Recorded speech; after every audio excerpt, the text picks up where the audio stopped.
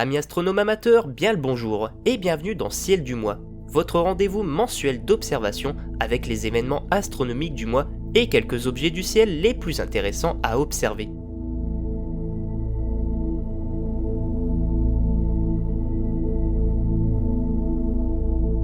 La première chose qui sera observable durant cet été et qui ne nécessitera aucun instrument d'observation, c'est cette bande laiteuse qui parcourt tout notre ciel et qui contient plus de 300 milliards d'étoiles. Je parle bien évidemment de notre galaxie, la Voie lactée.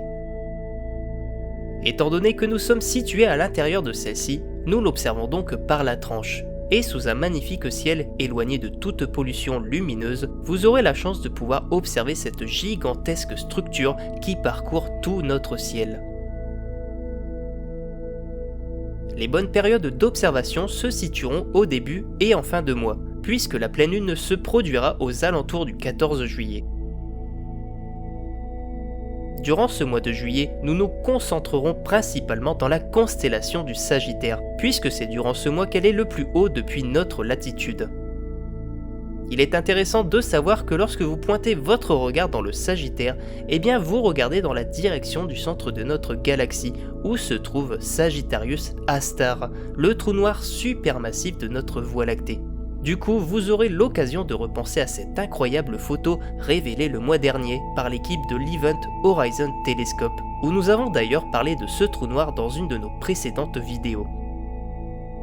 Plongeons désormais vers le cœur de notre Voie lactée, et vous allez constater que le centre de notre galaxie ne manque pas d'objets célestes à observer. On commence par M24, appelé aussi le nuage du Sagittaire. C'est un gigantesque amas stellaire composé d'un grand nombre d'étoiles ainsi que de gaz interstellaires qui est situé à 600 années-lumière de notre planète et qui s'étend sur 1 à 2 degrés d'arc dans le ciel. Ce grand amas d'étoiles est donc 2 à 4 fois plus grand que la taille apparente de notre Lune. Vu sa taille, il est donc intéressant de l'observer avec une paire de jumelles afin de discerner un maximum d'étoiles. Restons toujours dans les amas d'étoiles en observant M25 et M21. Ce sont cette fois-ci deux amas ouverts, composés de quelques dizaines d'étoiles. Vous les trouverez pas très loin du grand nuage du Sagittaire et le plus beau à observer est M21, appelé aussi la croix de Webb. Le Sagittaire est peuplé de nombreuses nébuleuses. Vous pourrez observer par exemple la belle M20, la nébuleuse Trifide. C'est une nébuleuse diffuse qui ressemble à un petit trèfle à 3 feuilles. Elle a cependant une magnitude de 8,5, qui reste une magnitude assez faible. Mais en descendant un tout petit peu, vous tomberez sur la magnifique M8, la nébuleuse de la Lagune, qui est aussi une nébuleuse diffuse et qui cette fois-ci possède une magnitude égale à 6. Elle sera donc beaucoup plus lumineuse que la Trifide. Une autre nébuleuse qui ne vous laissera pas indifférent est la sublime M17, la nébuleuse Oméga, ayant également la même magnitude que la Lagune. Sous un très beau ciel étoilé, vous pouvez arriver à observer timidement ces deux dernières à l'œil nu.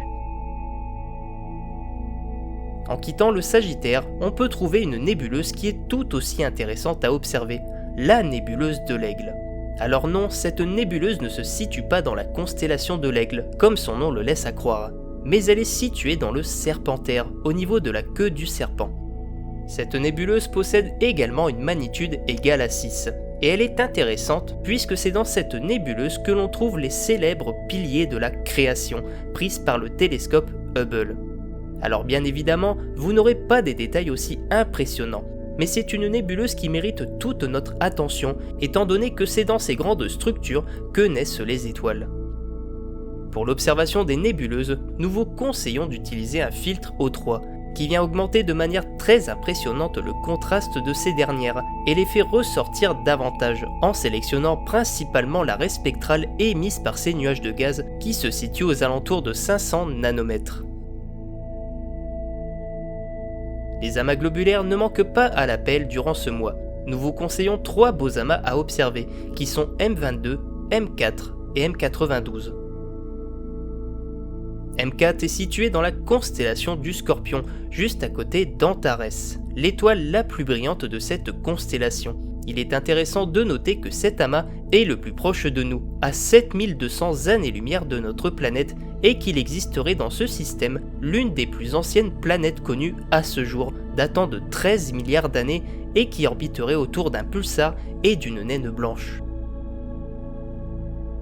Pour observer M92, il faut remonter au niveau du zénith, dans la constellation d'Hercule.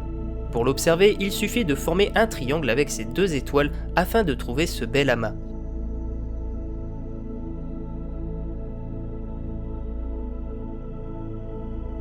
M22, quant à lui, est situé à nouveau dans le Sagittaire. Avec sa magnitude de 5,2, il est le plus brillant de la constellation et l'un des plus proches de notre planète. La taille de cet amas globulaire est équivalente à une pleine lune, ce qui vous laisse imaginer la taille incroyable de M22.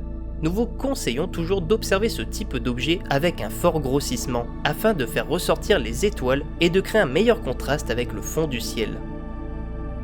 Et on termine en observant NGC 6818, une petite nébuleuse planétaire située entre le Capricorne et l'écu de Sobieski. C'est un petit système en fin de vie, où la naine blanche au centre de ce système vit ses derniers instants et nous offre cette très belle structure à observer.